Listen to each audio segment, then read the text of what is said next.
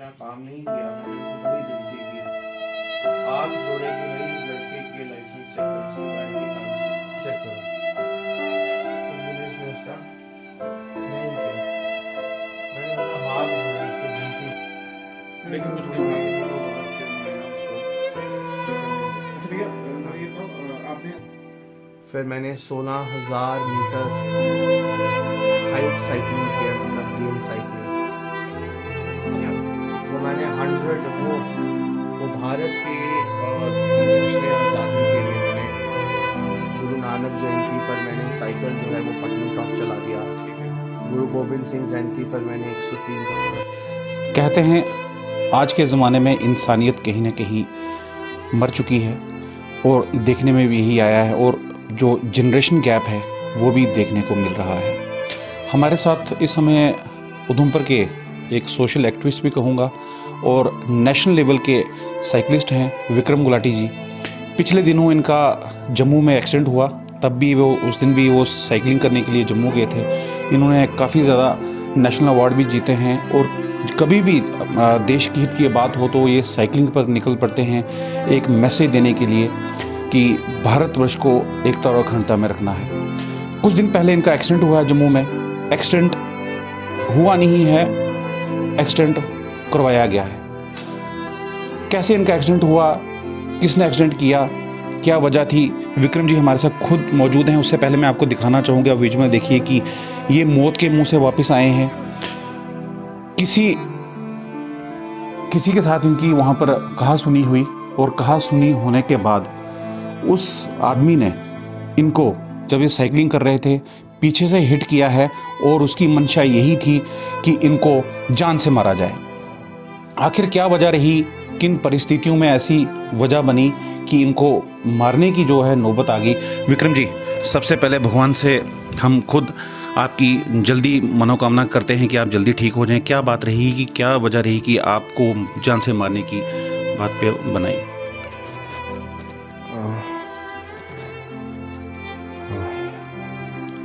जय माता दी। देखिए,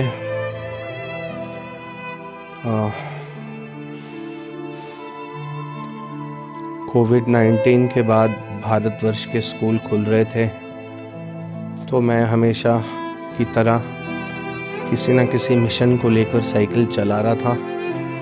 31 जनवरी में मैं टीचर्स ऑफ इंडिया के लिए 150 किलोमीटर साइकिल की एक चैलेंज राइड कर रहा था।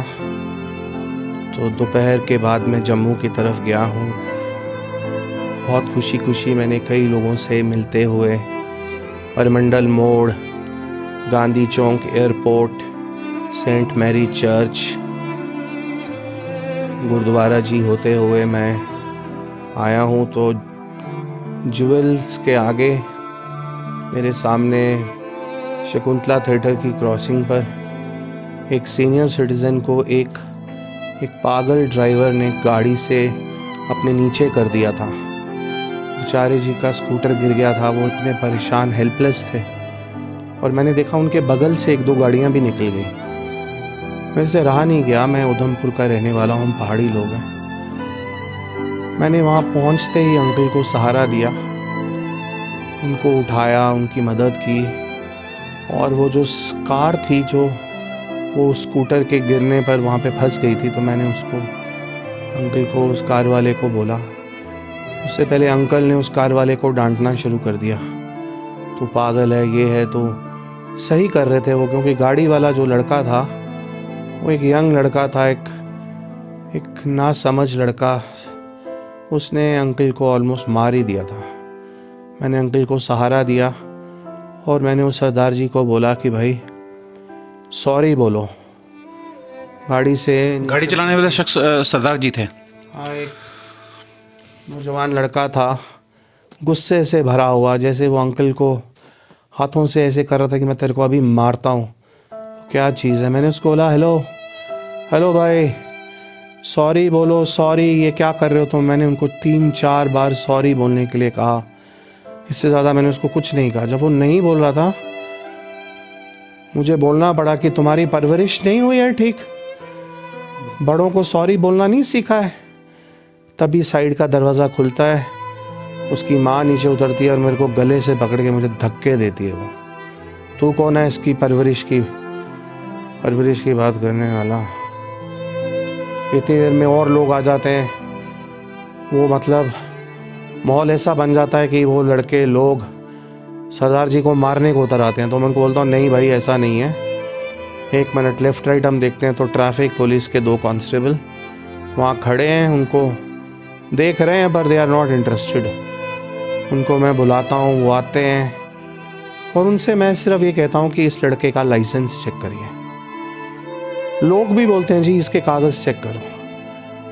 मैं ये बात उनसे 8-10 बार कहता हूँ, हाथ जोड़ के बोलता हूँ, मगर नहीं। ट्रैफिक पुलिस जिस पर इतना विश्वास हमें होता है, वो मतलब सिटीजन्स की, रोड यूज़र्स की मदद ही नहीं की उन्होंने। यहाँ पर एक बात बताना मैं बहुत ज़रूरी समझूंगा कि जिस तरह का इनका कहना है कि ट्रैफिक कर्मी भी वहाँ पर मौजूद है। इन्होंने ट्रैफिक कर्मी को कहा कि भाई इस लड़के का लाइसेंस चेक करिए, इस पे संज्ञान लीजिए, लेकिन ट्रैफिक कर्मी देखने के बजाय वहाँ से खिसक गए।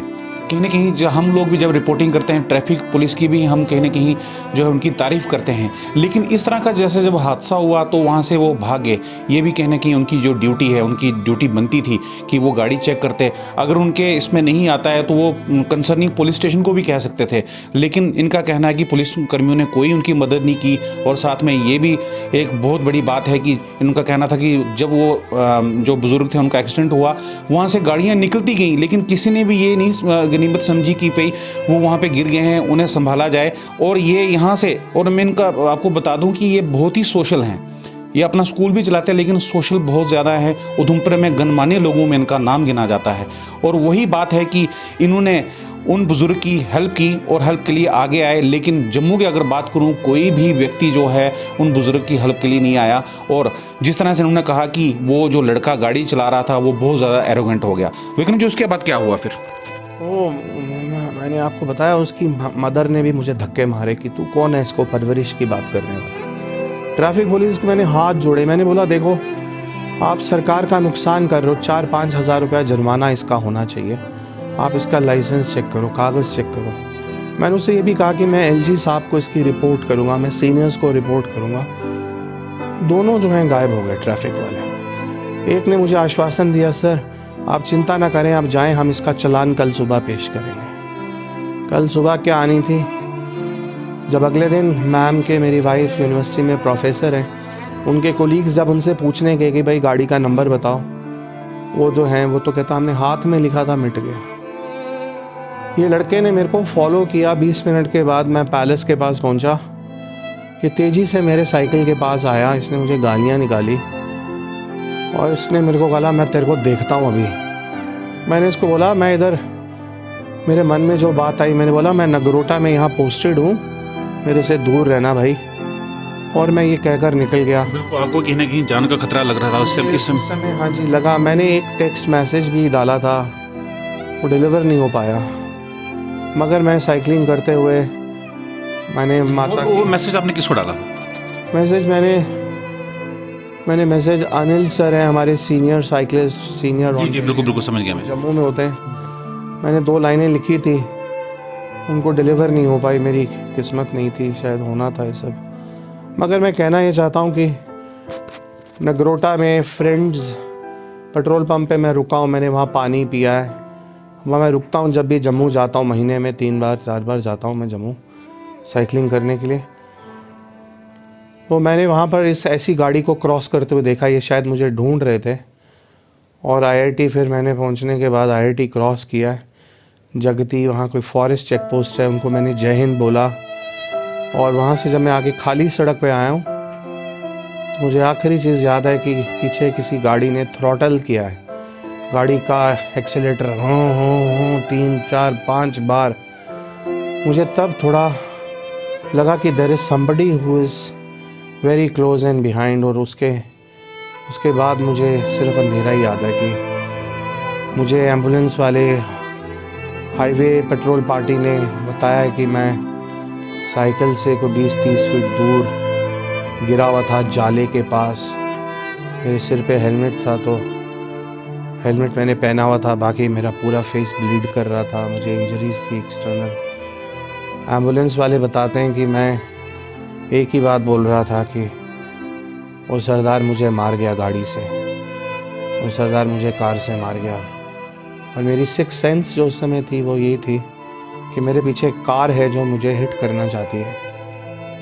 और अच्छा विक्रम जी, इसके बाद चलो आपको हॉस्पिटल लेके गया, उसके बाद आपने कोई एफआईआर या कंप्लेंट की है पुलिस में, और किस तरह का अभी कार्रवाई उस पर हुई है? जीएमसी में मैं थैंक यू बोलूँगा डॉक्टर्स का, जीएमसी का। उन्होंने मेरे को इमरजेंसी में जब पहुंचाया गया, वहाँ पे टीम ऑफ डॉक्टर्स ने मेरा सीटी स्कैनिंग किया है, मेरे एक्सरेज लिए हैं, और अगले दिन मुझे सेफ पाने के बाद मुझे छोड़ा है। फिर वापसी में हम नगरोटा उस पुलिस पोस्ट के पास रुके हैं। मुझे मेरा साइकिल चाहिए था, बिकॉज एक साइकिलिस्ट को अपना साइकिल बहुत प्यारा होता है। फिर वो मैंने साइकिल लिया है, वहाँ पर मुझे पुलिस पोस्ट ने कहीं पर मुझसे साइन भी करवाए हैं, मैंने साइन किए हैं। और अननोन हिटर से कोई एफआईआर भी रजिस्टर हुई थी।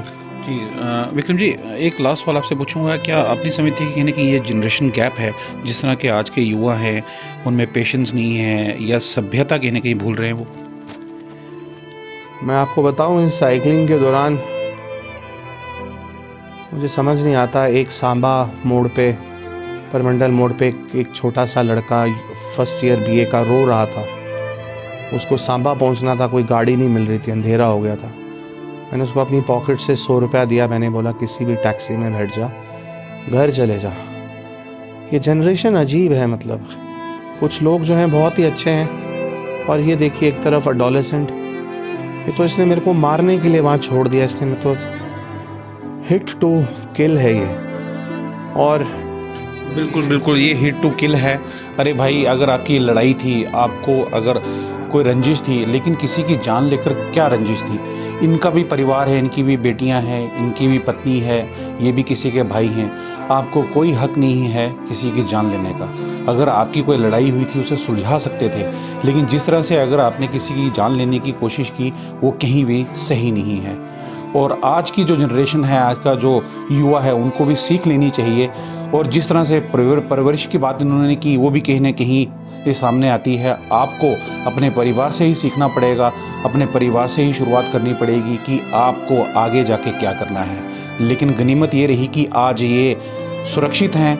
हालांकि इनको काफ़ी ज़्यादा इंजरीज़ आई हैं, जैसे हमने पहले भी विजुअल में आपको दिखाया, इंजरीज़ काफ़ी ज़्यादा इनको आई हैं, हेड इंजरी भी आई थी।